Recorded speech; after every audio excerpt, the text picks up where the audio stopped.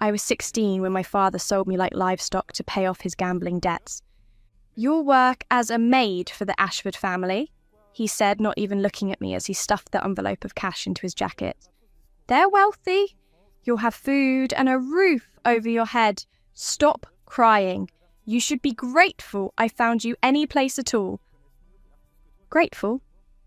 The word tasted like ash in my mouth as I stood in our cramped apartment, my small suitcase already packed by his new wife Miranda. She'd made sure to include only my most worn clothes, the ones with frayed hems and faded colours. "A maid doesn't need anything fancy," she'd said with that sugar-sweet smile that never reached her eyes. My father, David Harper, had remarried 6 months after my mother died. I was 14 then, still crying myself to sleep every night, still reaching for her in the morning and finding only emptiness. Miranda swept in like a perfumed storm, all fake sympathy and hollow promises about being a new mother to me. Within weeks, she'd convinced my father that I was a burden, an expense, a constant reminder of his dead first wife. "The Ashfords specifically requested a young girl," my father continued, finally meeting my eyes. His gaze was cold, empty of any paternal warmth. "You'll serve their son, Marcus. He's around your age. Do whatever they tell you, keep your head down, and don't embarrass me." "Dad, please," I whispered, tears streaming down my face. "I'll get a job here. I'll work after school. Just don't send me away. I'm your daughter. Enough." His hand slammed against the table, making me flinch. "You think I want to do this? You think I enjoy having a useless mouth to feed? Your mother left us with nothing but medical bills and memories. At least this way you'll earn your keep." Miranda appeared in the doorway, her lips curved in a smile that made my skin crawl. "David, darling, the car is here. We shouldn't keep the Ashfords waiting." She turned to me, and for just a moment her mask slipped. Pure malice flashed in her eyes. "Say goodbye to your father, Lily. Who knows when you'll see him again?" The ride to the Ashford estate felt like a funeral procession. My father didn't speak, didn't look at me, didn't even acknowledge my silent tears. Miranda sat in the front seat, occasionally glancing back at me with that satisfied smirk, as if she'd finally won some contest I didn't know we were playing. When we arrived, I expected a modest home, maybe a nice suburban house. Instead, iron gates swung open to reveal a mansion that looked like it belonged in a movie. Manicured gardens stretched as far as I could see, fountains sparkled in the afternoon sun, and the house itself was a masterpiece of white stone and tall windows. "Out," my father ordered as the car stopped at the front entrance. I grabbed my pathetic suitcase and climbed out, my legs shaking. A distinguished older couple stood waiting at the top of the marble steps. The woman wore an elegant cream dress, her silver hair styled perfectly. The man beside her had kind eyes and an expensive suit. "Mr. Harper," the man said, extending his hand. "I'm Richard Ashford, and this is my wife, Catherine. Thank you for entrusting your daughter to our care." My father barely shook his hand. "She's a hard worker. She'll do whatever you need. The payment we discussed has been transferred to your account," Catherine interrupted smoothly. But I caught something in her tone. Disapproval? Disgust? "We'll take excellent care of Lily." "Good. That's good." My father turned to leave without a goodbye, without a hug, without even a final glance.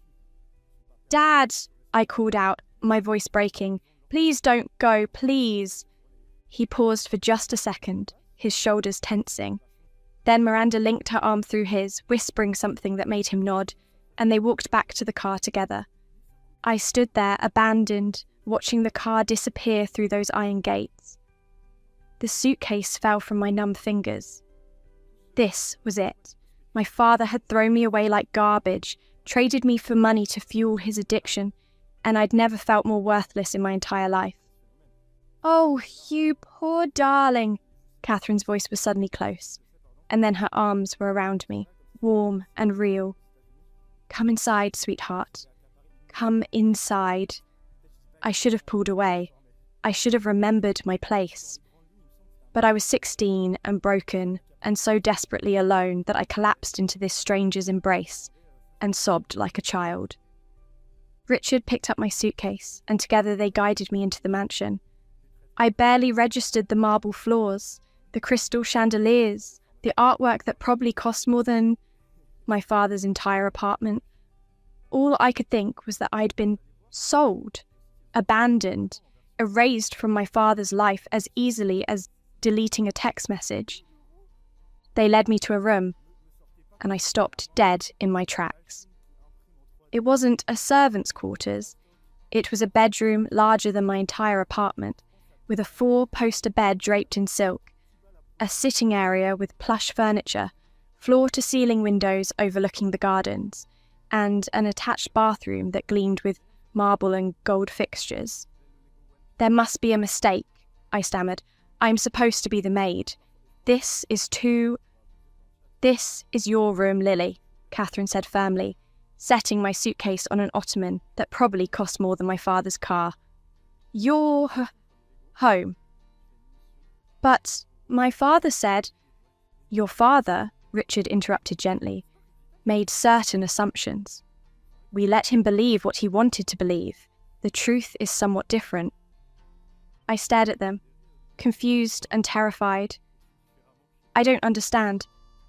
Catherine sat on the edge of the bed and patted the space beside her. Hesitantly, I sat down, my hands twisted in my lap. 20 years ago, she began, her voice soft with memory. Richard and I had a daughter, Eleanor. She died when she was just 2 years old, a car accident.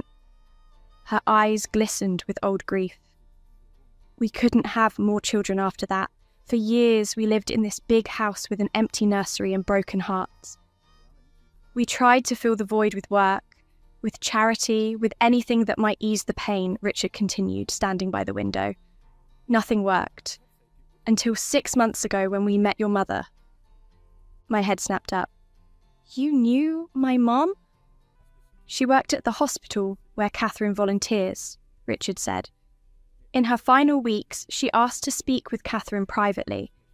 She told us about you, about a beautiful, intelligent daughter who loved to read and paint, about a husband who'd already started gambling, who was pulling away. She was terrified of what would happen to you after she was gone." Tears streamed down my face.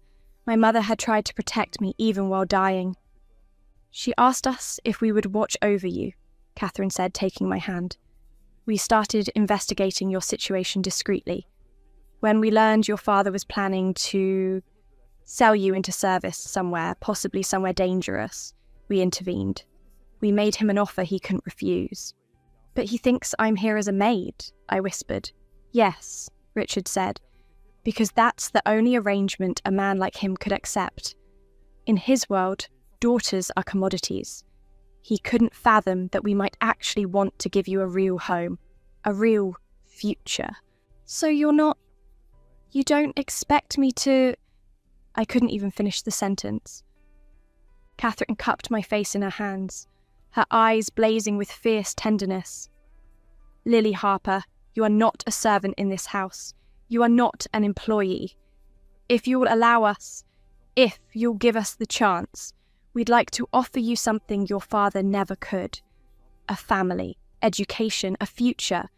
Everything your mother dreamed for you." I wanted to believe them. God, I wanted to believe them so badly it hurt. But I'd been abandoned, betrayed, thrown away like trash. How could I trust anyone? "Why?" The word came out as a broken whisper. "Why would you do this for me?" "Because your mother asked us to," Richard said simply. "Because we have room in our hearts and our home for a daughter. And because, Lily, you deserve so much more than what your father decided you were worth." Something cracked open inside my chest. Some wall I'd built to survive the past 2 years. I started crying again, but this time it wasn't just grief. It was relief, confusion, hope, and terror all tangled together. I don't know how to be anything but the girl nobody wanted, I admitted through my tears. Then we'll teach you, Catherine promised. We'll show you who you really are, who you were always meant to be. There was a knock at the door, and a young man around 17 appeared. He was tall, with dark hair and warm brown eyes that reminded me of hot chocolate on winter days. "Mom, Dad, I heard..."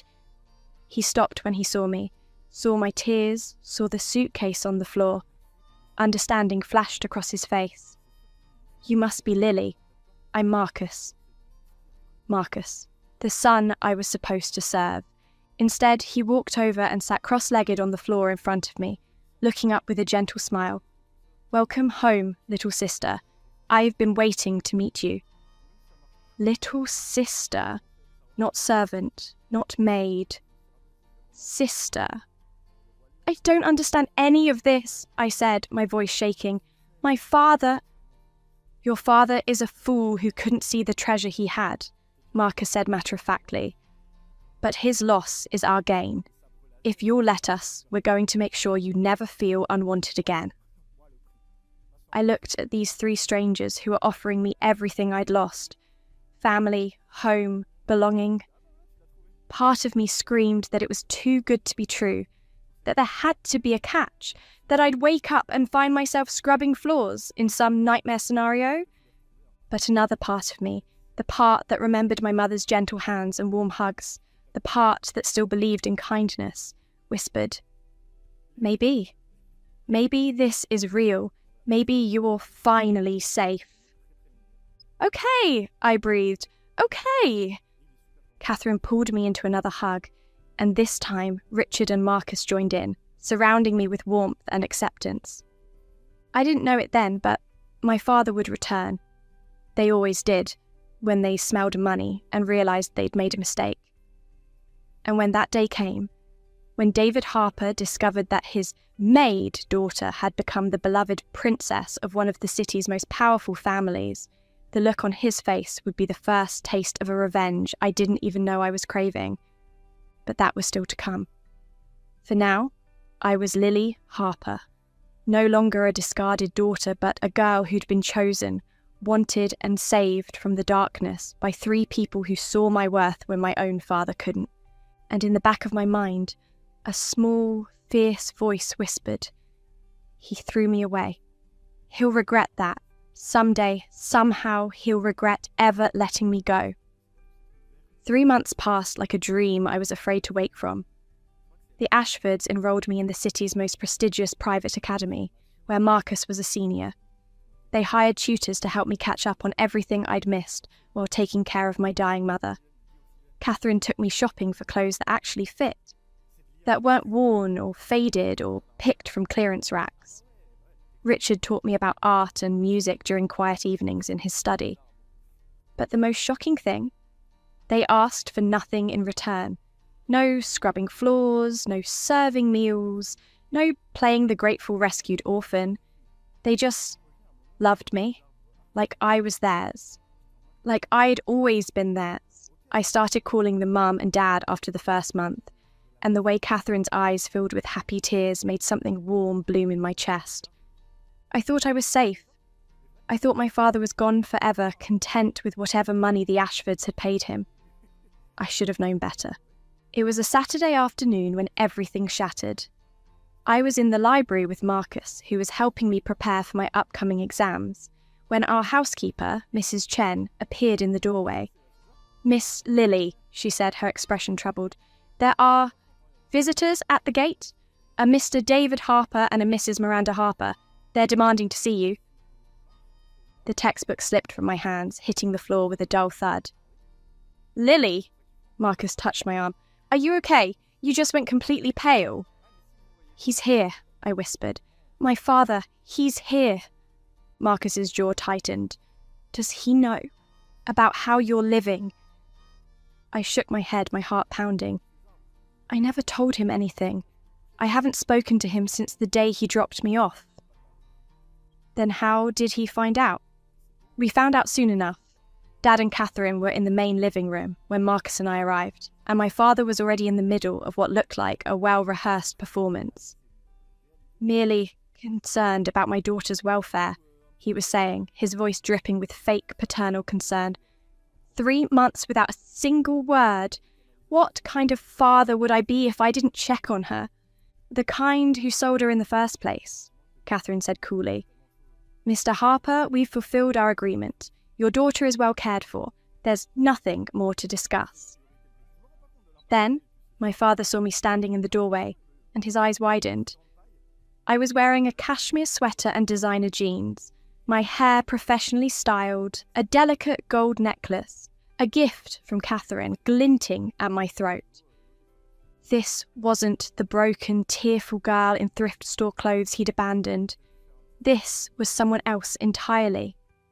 "Lily," he breathed, and I saw the exact moment calculation replace shock in his expression. "My God, sweetheart, you look wonderful." "Sweetheart." He'd never called me that in his life. Miranda appeared behind him, dressed in obviously expensive clothes that still somehow looked cheap on her. Her eyes raked over me with undisguised envy and rage. "Mr. Harper," Richard said, his voice carrying quiet authority, "you were paid handsomely for your daughter's placement in our household. That transaction is complete." "Transaction?" My father laughed, but it sounded hollow. "Is that what you think this is? She's my daughter, my flesh and blood. I was going through a difficult time, yes, but I never meant to give her up permanently. I was assured she'd be working as a maid, earning an honest living, not—" He gestured at me, at the opulent room around us. "Not living like this." "Like what?" I found my voice, though it shook. "Like someone who matters?" His face softened into an expression of wounded innocence. "Lily, please. I know I made mistakes. I was grieving your mother, drowning in debt. I thought I was doing what was best for you, but I've gotten help. I've stopped gambling. Miranda and I have turned our lives around." He took a step toward me. "I want you to come home, sweetheart, where you belong, with your real family." Everything in me recoiled. "You threw me away. You took money for me like I was property." I was desperate. His voice rose, cracking with emotion that might have fooled someone who didn't know him. "I made a terrible mistake, and I've regretted it every single day since. But I'm your father, Lily. These people—" He gestured dismissively at the Ashfords. "They're strangers. You've been living a lie here, playing dress-up in someone else's life. Don't you want to come back to what's real?" "This is real," I said, but my voice wavered. "They're my family now." Miranda finally spoke, her voice sugary sweet with poison underneath. "Lily, darling, you have to understand how this looks. 3 months ago, you were supposed to be working as a maid. Now you're dressed like a princess, living in luxury. People might think, well, they might wonder what you had to do to earn such generosity from wealthy strangers." The insinuation hit me like a slap. Marcus stepped forward, his face dark with anger. "How dare you?" "We're not making accusations," my father said quickly, shooting Miranda a warning look. "We're simply concerned. Lily is a minor. She's my daughter, and legally, I have every right to take her home." The room went silent. "You signed papers," Catherine said, but I heard the uncertainty in her voice. "You agreed to a work placement," my father interrupted. "Not an adoption, not a permanent transfer of custody. I've consulted with lawyers, Mrs. Ashford. Unless you've legally adopted Lily, which I know you haven't, she's still my daughter, and I can revoke this arrangement any time I choose." Richard and Catherine exchanged a look, and I saw my entire world crumbling. They hadn't adopted me. It had only been 3 months. And my father was right. Legally, I was still his. "Of course," my father continued, his voice turning thoughtful, "I suppose we could come to a new arrangement. My financial situation has improved, but I could certainly use some assistance. A monthly stipend, perhaps, to Help me provide a stable home for Lily when she returns. Say, 10,000 a month? Surely that's nothing to people of your means. There it was. The real reason he'd come back. He'd found out I was living with a wealthy family and he wanted to cash in. Again. This time, not with a one-time payment, but with endless monthly blackmail disguised as child support. You're trying to extort us, Marcus said flatly. My father's expression turned cold. I'm trying to secure my daughter's future. If you refuse, I'll simply take her home today. I'm sure the media would be very interested in the story of how a wealthy couple lured a vulnerable teenage girl into their home under false pretenses. These things can get so messy, can't they? Reputations can be destroyed so easily. Catherine's hand flew to her mouth. Richard's face had gone white. They'd opened their home and hearts to me out of kindness and a promise to my mother, and now they were being threatened, blackmailed and smeared by a man who saw me as nothing but a meal ticket. I need to think, I said suddenly, my mind racing. Can you give us a week, please? I need time to process this. My father studied me, then smiled. Of course, sweetheart. Take a week. But understand, 1 week from today, you're either coming home with me or your benefactors are agreeing to my very reasonable terms. Otherwise, things could get complicated. For everyone. After they left, I found Catherine crying in her room. Richard looked like he'd aged 10 years. Marcus was pacing like a caged animal, talking about lawyers and lawsuits and ways to fight. But I just stood there, numb, finally understanding the full scope of my father's cruelty. He didn't want me. He never had. He just wanted to milk the Ashfords for everything they were worth, using me as leverage. And if they refused, he'd destroy their reputation and drag me back into his miserable life just to prove he could. That night, I couldn't sleep.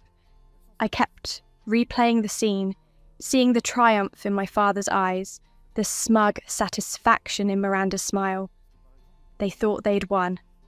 They thought I was still that broken, powerless 16-year-old girl who'd cried when he abandoned her. They had no idea how much I'd changed in 3 months. The Ashfords had given me more than a home and pretty clothes. They'd given me confidence, education, and access to a world my father could never touch. They'd shown me I was worth something, worth fighting for. And now I was going to fight. I slipped out of bed and padded down the hallway to Richard's study. Light gleamed under the door. When I knocked softly and entered, I found all 3 of them there. Mum, Dad, and Marcus, looking exhausted and defeated. Lily, Catherine said, trying to smile. Sweetheart, you should be sleeping. I can't. Not until we make a plan. I closed the door behind me and sat down, looking at each of them in turn. Dad, my real father, thinks I'm still weak. He thinks he can manipulate me, use me, control me. He's wrong. What are you thinking? Marcus asked, leaning forward. I'm thinking we pretend to cooperate, I said slowly, the plan crystallizing in my mind. We act scared, act like we're considering his demands. But while we're stalling, we gather evidence. Everything. His gambling, his debts, his threats. We document every conversation, every demand. We build a case that proves he's unfit, that he's extorting you, that he abandoned me in the first place. Richard's eyes lit up with understanding. And then we destroy him, I said simply. Not with violence, with truth. We expose exactly what kind of man he is publicly and legally.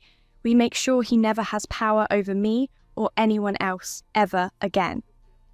Catherine looked at me with something like awe. When did you get so strong? You made me strong, I said, my voice thick with emotion. You, Dad, and Marcus, you showed me I don't have to be a victim. You showed me I can fight back. It's risky, Richard warned. If he even suspects we're gathering evidence, then I'll play my part perfectly, I interrupted. I'll be the confused, scared girl he expects. I'll let him think he's winning. And when we have everything we need, we'll strike. Marcus grinned, fierce and proud. That's my sister. Over the next week, I became an actress. I met with my father twice, letting him see my uncertainty, my fear. I let Miranda talk about how much better my life would be back home with them. I played weak and confused, while secretly recording every conversation on the phone Marcus gave me. What my father didn't know was that Richard Ashford wasn't just wealthy. He was connected. His lawyers were already building a case. His private investigator was digging into my father's finances, his gambling debts, his threats to other people he'd tried to extort. And I was gathering my own evidence. Text messages from Miranda from months ago, cruel and calculating. Photos of the bruises I'd hidden under long sleeves during my mother's final days. Testimony from neighbours who'd witnessed my father's neglect. My father thought he held all the cards. He thought he could swoop in, wave around his parental rights, and bleed the Ashfords dry. He had no idea we were building a trap, and he was walking right into it. On the 6th day, my father called, his voice cheerful and greedy. So, Lily, have you made your decision? Are you coming home, or are the Ashfords going to be reasonable about supporting their favourite little charity case? I looked at Richard, who nodded. The evidence was gathered, the lawyers were ready, everything was in place. Actually, Dad, I said, my voice steady and cold, I have a better idea. Why don't you come to the house tomorrow? We'll discuss the terms of your support payments in person with witnesses. There was a pause. Then his laugh, confident and cruel. Smart girl. I knew you'd see reason. Tomorrow at noon then. And Lily? Make sure your rich friends understand that I'm not a man to be trifled with. I always get what I want. After I hung up, Marcus looked at me with admiration. You are perfect. He has no idea what's coming. Good, I said, and for the first time since my father had reappeared, I smiled. Let him come, let him think he's won, because tomorrow David Harper is going to learn the most important lesson of his life. What's that? Catherine asked. I met her eyes, and she must have seen something fierce and unbreakable there, because she smiled back. That the daughter he threw away has become someone he can't control, can't manipulate, and can't destroy, I said, and that every action has consequences, even his. My father arrived at noon exactly, dressed in a new suit that probably cost more than he'd spent on me in my entire childhood. Miranda clung to his arm, dripping in jewellery that screamed newly rich, rather than elegant. They thought they were coming to collect their prize. They had no idea they were walking into an execution. Lily, sweetheart! My father's smile was wide and fake as Mrs. Chen led them into the formal living room. You look lovely, as always. Are your hosts here? We have business to discuss. We're here, Mr. Harper, Richard said, entering from the study with Catherine. They looked composed, almost tired, like people who'd been beaten down and were ready to surrender. Perfect. My father settled into the leather armchair like he owned it, Miranda perching beside him with a satisfied smirk. I'm glad you've all come to your senses. Now, about those monthly payments. Before we discuss anything, I interrupted, my voice steady. I'd like to understand something. Why now, Dad? Why come back for me after 3 months of silence? He blinked, clearly not expecting me to question him.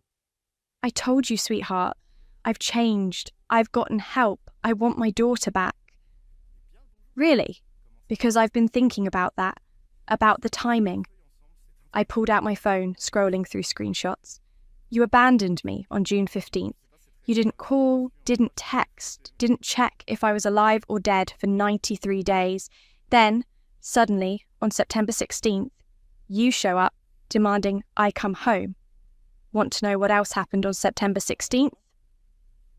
His face went pale. Miranda's smile faltered.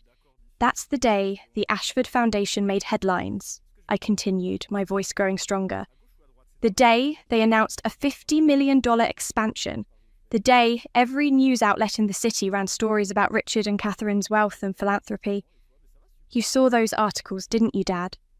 You saw them and realised you'd sold me to one of the richest families in the state for a fraction of what you could have gotten. That's not... I didn't. He was floundering now, his rehearsed speech crumbling. Let me finish, I said coldly, because it gets better. Marcus, would you bring in our guest? My brother, and yes, he was my brother now in every way that mattered, opened the door. A man in his 50s entered carrying a briefcase. He had the look of someone who'd seen everything and judged most of it harshly. This is Detective James Morrison, I announced. He's been very interested in hearing about your activities, Dad. My father shot to his feet. What is this? Some kind of trap? Sit down, Mr. Harper, Detective Morrison said, his voice flat and authoritative. Or I can have officers come escort you downtown. Your choice. My father sat. Miranda looked like she wanted to run. For the past week, I continued, pacing now, feeling powerful and in control in a way I never had before. While you thought I was scared and confused, I was actually working, gathering evidence, documenting every threat, every demand, every attempt at extortion. Did you know that blackmail is a felony, Dad? That threatening to destroy someone's reputation unless they pay you is actually a crime? Those were just... He looked at his lawyer. Oh, yes, he'd brought a lawyer who was now very conspicuously studying his shoes. You recorded every conversation, Miranda gasped. That's illegal.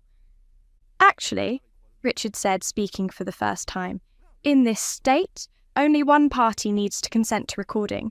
Lily consented. You didn't know you were being recorded, but that's perfectly legal. I pulled out a small recorder and pressed play. My father's voice filled the room. 10,000 a month. Surely that's nothing to people of your means. If you refuse, I'll simply take her home. I'm sure the media would be very interested. I stopped the recording. Want to hear more? I have hours of this. You threatening, demanding, extorting. You admitting you only came back because you found out the Ashfords were wealthy. You calculating exactly how to bleed them dry using me as leverage. My father's face had gone from pale to grey. Lily, please. I'm your father. No, I said, and my voice cracked like a whip. A father protects his child. A father loves unconditionally. A father doesn't sell his 16-year-old daughter to strangers and then show up months later demanding payment for her return. You're not my father. You're just the man who donated DNA and then destroyed every chance we had at a real relationship. Catherine stood up and came to stand beside me, her hand on my shoulder. The simple gesture of support made my eyes burn with tears I refused to shed. Not here, not in front of him. But wait, I said, forcing my voice back to steady. We haven't even gotten to the best part yet. Detective Morrison, would you like to share what your investigation uncovered? The detective opened his briefcase and pulled out a thick folder. David Harper, you're currently under investigation for fraud, extortion, and child endangerment. We've documented your gambling debts, currently totaling over $200,000 to various illegal bookmakers. We've also found evidence that you've attempted similar schemes with 3 other families over the past 5 years, claiming various relatives needed placement and then trying to extort ongoing payments.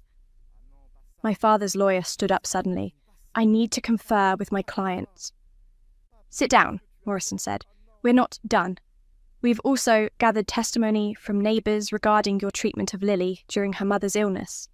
Neglect, emotional abuse, failure to provide adequate food and medical care while you spent money on gambling. Oh, and then there's the matter of Miranda Harper.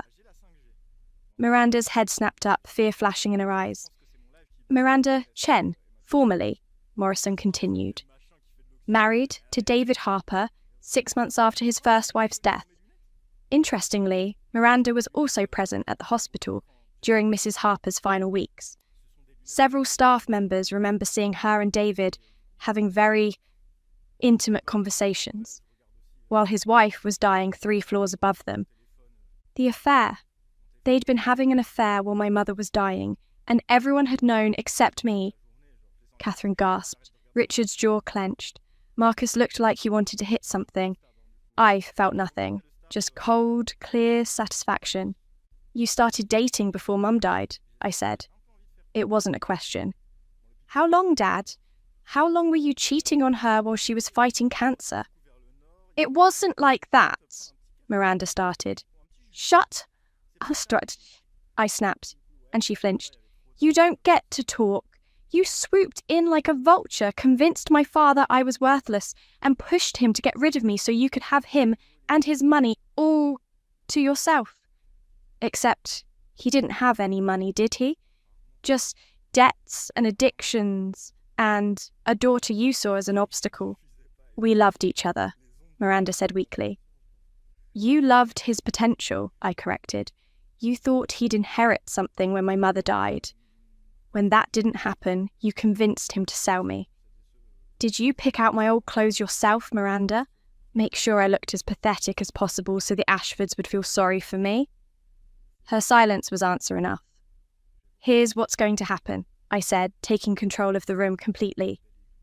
Dad, you're going to sign papers terminating your parental rights, permanently. You'll never contact me again, never demand money, never threaten this family. In exchange, the Ashfords won't press charges for extortion. And if I refuse? He said, but his voice shook. Then Detective Morrison arrests you right now, I said simply. You go to trial for extortion, fraud, and child endangerment. The media has a field day.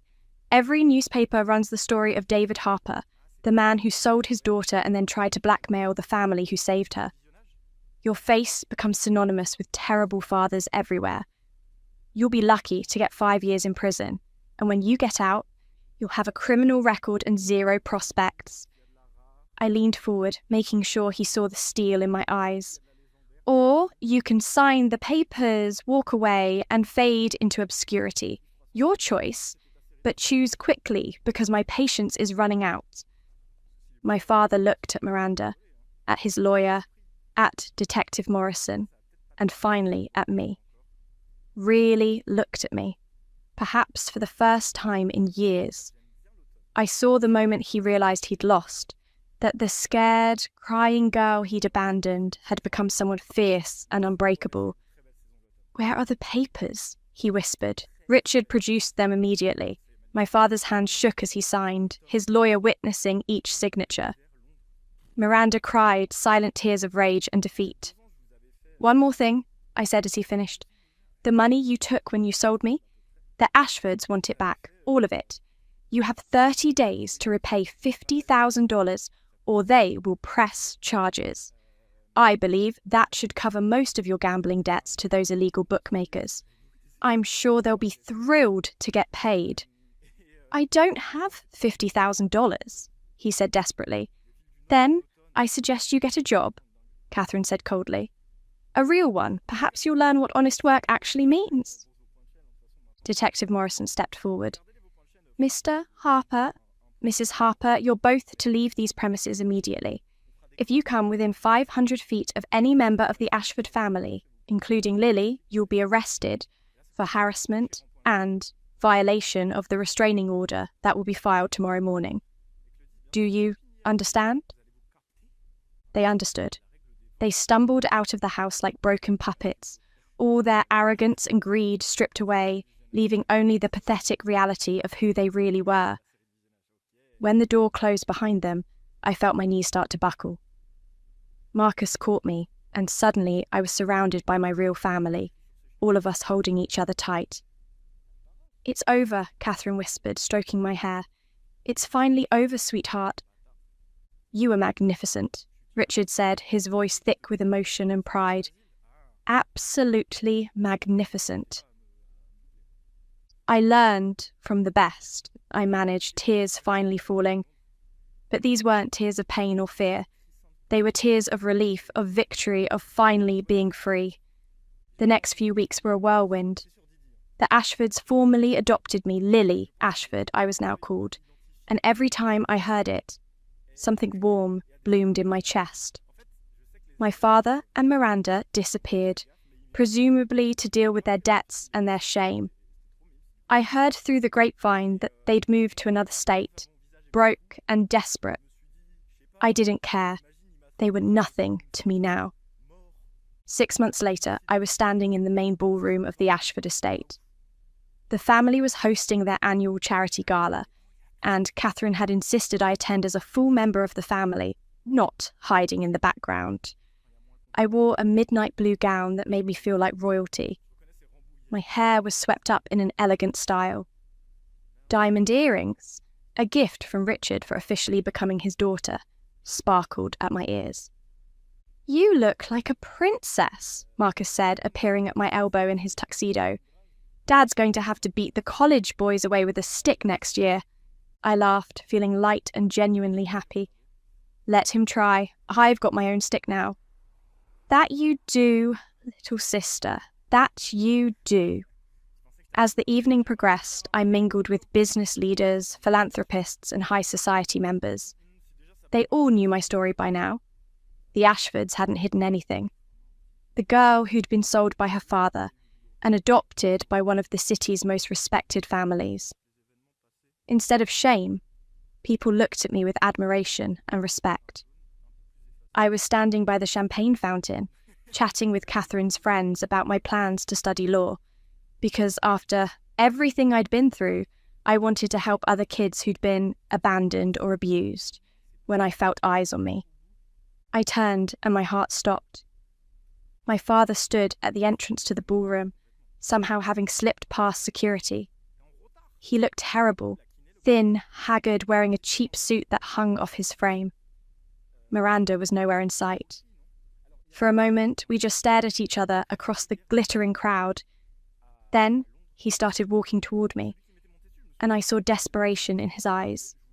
He was going to make a scene, going to beg or threaten or try one last manipulation, but I was done being afraid of David Harper. I didn't run. I didn't call for security. I simply waited, standing tall in my beautiful gown, surrounded by people who loved and respected me, in the home where I truly belonged. He stopped a few feet away, and I saw him take in everything. The gown, the diamonds, the confidence radiating from me.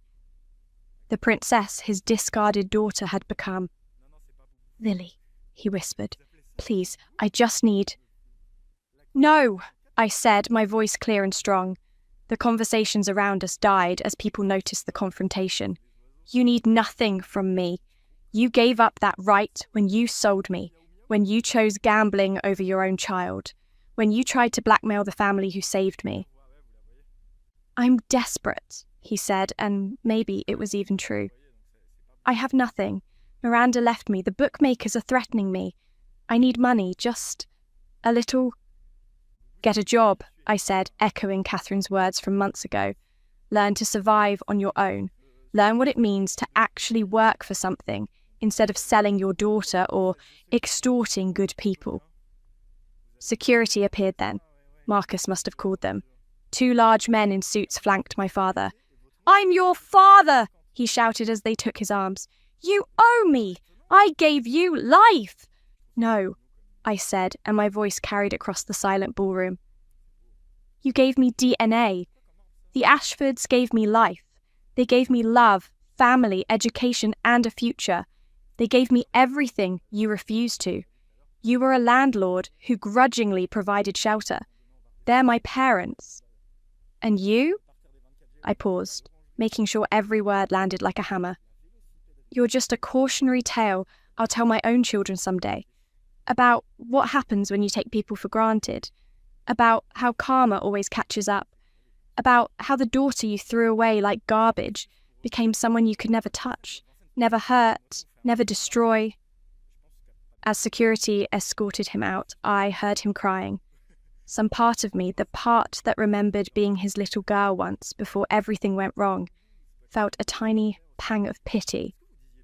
But it passed quickly. Catherine appeared at my side, taking my hand. Richard stood on my other side, protective and proud. Marcus raised his champagne glass in a silent toast. "Ladies and gentlemen," Richard announced to the crowd, "I'd like you to meet my daughter, Lily Ashford, a young woman of remarkable courage, strength, and grace. We're lucky to call her family." The applause was thunderous. I stood there surrounded by love and support in a room full of people who saw my worth, wearing a gown that cost more than my father's car, with a future so bright it made my eyes water. I'd been sold as a maid and raised as a princess. I'd been abandoned by the man who should have loved me most, and chosen by strangers who saw my true value. And in the end, I had become exactly what my mother always told me I could be. Someone strong, someone kind, someone who refused to let cruelty and betrayal define her. My father had thrown me away thinking I was worthless. He'd never been more wrong about anything in his miserable life. "Speech!" someone called from the crowd, and others took up the chant. "Speech! Speech!" I looked at Catherine, who nodded encouragingly. I stepped forward, taking a microphone from one of the staff. The room fell silent. 6 months ago, I began, my voice steady and clear. I thought my life was over. I thought being abandoned meant I was worthless. I thought the worst thing that could happen to me had happened. I paused, looking around at the faces watching me with warmth and interest. I was wrong. The worst thing was actually the beginning of the best thing, because being thrown away led me to being found. Being sold led me to being chosen. And being told I was nothing led me to discover I was everything. I turned to the Ashfords, my real family. Mum, Dad, Marcus, thank you for seeing what my biological father couldn't. Thank you for giving me not just a home but a family. Not just comfort but love. Not just survival but a future. My voice broke slightly, but I kept going. You took a broken girl and showed her she was never broken at all. Just lost, and you brought me home. The applause was deafening. Catherine was crying openly. Richard looked like he might join her. Marcus gave me a proud smile that said everything words couldn't. As the gala continued and I was swept into conversations and congratulations, I caught a glimpse of myself in one of the ballroom's many mirrors. I barely recognized the girl looking back at me.